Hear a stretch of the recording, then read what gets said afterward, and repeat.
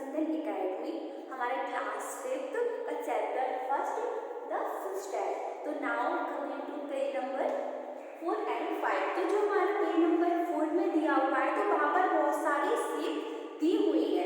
जैसे हमने पढ़ा था कि जो ट्रायंगल है उसमें से हमने शेप को मिलाकर जोड़कर कुछ फिशेस की ड्राइंग बनाई हुई थी। उसी तरह से आप भी अपने नोटबुक में बना सकते हो। फिर हमको जो दिया हुआ है कि जो छोटी मछलियाँ होती है वो अपने अंदर बहुत सारा जो वाटर है उसको स्वॉलो कर लेती है, जिससे वो बहुत ज़्यादा फूल जाती है, जिससे वो जो बड़ी फिशेस होती है वो उनको डरा पाती है। फिर हमको नेक्स्ट दिया हुआ है which of this sea animals have you seen before.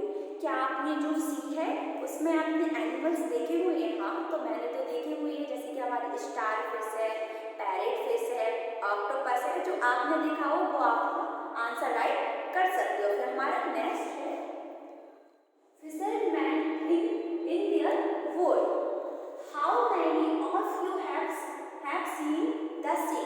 क्या आपने सी देखा है? अगर नहीं देखा हो तो मूवी में तो सबने देखा ही होगा।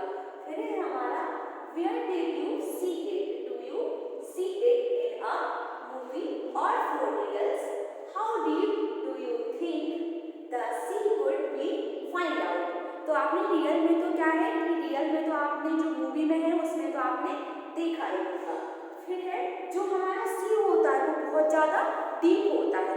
आप ही सोचो जरा, जिसमें 30 मीटर की जो बिगर फिश हो सकती है तो वो कितना ज़्यादा डीप होगा।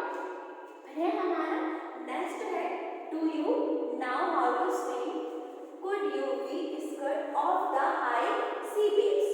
तो क्या आपको स्विम करना आता है? आता है तो आप यस कर सकते हो। फिर है do you be swim high, जो हाई वेव्स है क्या आपको उनको देखकर, अगर जो हाई वेव्स होती है वो बहुत ज़्यादा तेजी से चलती है तो क्या आपको उनको देखकर डर लगता है, या फिर जब वो चलती है तो या फिर